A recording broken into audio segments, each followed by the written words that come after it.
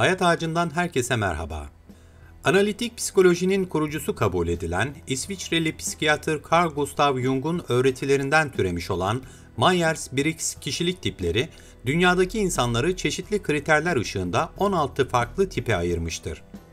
Bunlar arasında en ilginç ve yeryüzünde en nadir olanı ise INFJ olarak kısaltılan kişilik tipidir.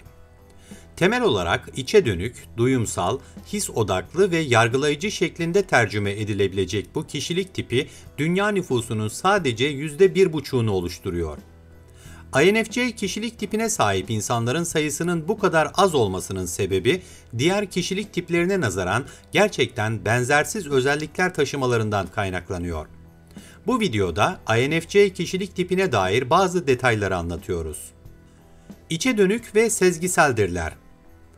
INFJ kişilik tipindeki insanlar gizemli ve duygusal zekası yüksek kişiler olarak bilinirler.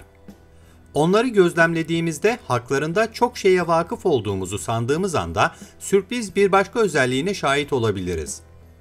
Baskın özelliklerinden biri diğer tüm bireylere göre sezgisel açıdan çok kuvvetli olmalarıdır.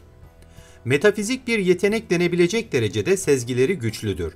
Bu özelliklerini başkalarına anlatmakta zorlandıkları için de bazen yanlış anlaşılabilir ve kendini insanlardan izole edebilirler. Başarısızlık korkusuyla yaşarlar. Bu kişilik tipindeki bireyler mükemmeliyetçi yapıları dolayısıyla sürekli bir başarısızlık korkusu yaşarlar. Normal bireylerin normal yeteneklerini aşmak, mükemmel olana ulaşmak için çabalarlar ancak bu çoğu zaman yaptıkları şeyi sürekli ertelemek gibi bir dezavantaja dönüşebilir. Karar verme süreçleri uzundur. Aslında yaptıkları her şeyi ziyadesiyle yapabilecek kapasiteleri olmasına rağmen mükemmel olma takıntıları yüzünden bazen hüsran da yaşayabilirler. Olumlu eleştiri ve geri bildirime değer verirler. INFJ kişilik tipi naif bir yapıya sahiptir. Genellikle tartışmacı ve sert ortamlarda bulunmaktan hoşlanmazlar. Çünkü stres altındayken kendilerini ifade etmekte zorlanırlar. Kendilerine yönelik düzeyli eleştiriler ve geri bildirimler olduğundaysa bunu olabildiğince dikkate alırlar. Çünkü mükemmeliyetçi tarzları nedeniyle bu eleştiri ve geri bildirimlerin hedeflerine yönelik pozitif katkı sağlayacağını düşünürler. Kaliteye çok önem verirler. Hayata dair bakış açıları güzellik ve yüksek kaliteden yanadır. Bu kaliteyi hayatın her alanında ararlar. Mesela hep daha sofistike ortamlarda bulunmaktan, iyi yemekler yemekten, iyi giysiler giymekten, iyi işçilik olan ürünleri tercih etmekten hoşlanırlar. Bu onların materyalist bir çöpçü olduğu anlamına gelmiyor çünkü minimal yaşarlar, güzelliğin ve kalitenin sakinleştirici ve huzur verici bir güç olduğuna inanırlar. Bir sürü vasat şeye sahip olmaktansa birkaç güzel şeye sahip olmayı tercih ederler. Sıcakkanlı ve iyi yüreklidirler. Çoğumuz bazı özel bilgilerimizi bir yabancı ile paylaşmayız fakat INFJ bir tipin yanındaysanız kendinizi büyük korkularınızdan, kişisel sırlarınızdan ya da rüyalarınızdan bahsederken bulabilirsiniz. Çünkü doğalarındaki sıcaklık ve çekicilik karşı tarafa güven vericidir. Bu kişilik tipindeki insanların çevrelerindeki insanları inanılmaz derecede rahat ve huzurlu hissettiren bir auraya sahip olduğunu söyleyebiliriz. Bu sıcakkanlı ve çekici olmalarının yanında aynı zamanda çok iyi bir dinleyici olmalarından da kaynaklanır. Anlaşılır terimlerle konuşurlar. INFJ bireyler yazınsal alanda çok başarılı, metaforları kullanmakta usta, şiirsel yönleri kuvvetli, normal dışı sezgileri bakımından anlaşılması güç kişiler gibi görünse de karşılarındaki kişiyle gayet sakin ve anlaşılır terimlerle konuşurlar. Onları çekici kılan şeylerden biri de budur. Çünkü karşılarındaki kişinin insani potansiyelini gerçekleştirmesini dert edinirler ve bu bakımdan söylediklerinin anlaşılmasına da önem verirler. Duyguları ve hisleri okumakta ustadırlar. Karşılarındaki kişinin duygusal durumunu, motivasyonlarını, hissettiklerini, samimiyetlerini ya da sahteliklerini saniyeler içinde anlayabilecek kişilerdir. Çünkü bunu yapabilmek için olağanüstü sezgi yeteneğini karşıdaki kişinin zihninin derinliklerine inmek için kullanırlar. Bu açıdan onlara yalan söyleyenler kolayca kendilerini ele verir. Diğer bireylerin zihinlerinin nasıl çalıştığına dair merakları INFJ kişilik tipini benzersiz kılan bir özelliktir. Empati yetenekleri üst düzeydedir. Karşılarındaki bireylerin duygu durumlarını özümsemek, onları kendi duyguları olarak yorumlamak INFJ tiplerde görülen bir şeydir. Çevrelerinde heyecanlanan biri varsa onlar da heyecanlanır, stresli ise onlar da streslidir.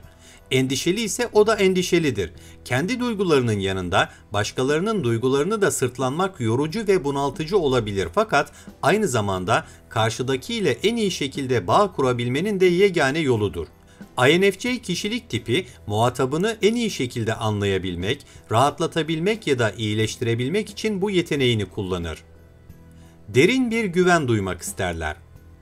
Bu kişilik tipindeki bireyler çok iyi tanımadıkları insanların yanında rahat değil, çekingendirler. Özel hayatlarını sakınırlar. Başkalarına açılmaları ve gerçek benliklerini göstermeleri için her şeyden önce yeterli güvenin sağlanması gerekir. Güvenmedikleri kişilere tepki bile vermezler.